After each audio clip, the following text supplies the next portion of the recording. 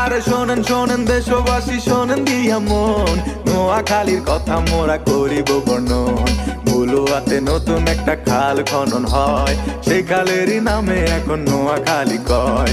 নোয়াখালী এমন জায়গা যার তুলনা নাই, সুরে সুরে কিছু কথা আপনাদের জানাই। নোয়াখাইলা ভাষা শুইনা পরান জুড়ায় যায়, পানি রে হানি কইয়া মধুর মতো খায়। নোয়াখাইলা ভাষা এখন বিশ্বব্যাপী হায়, বিদেশিদের মুখে শুনি আয় কিছি ভাই। বিদেশিদের মুখে শুনি আয় কিছি ভাই।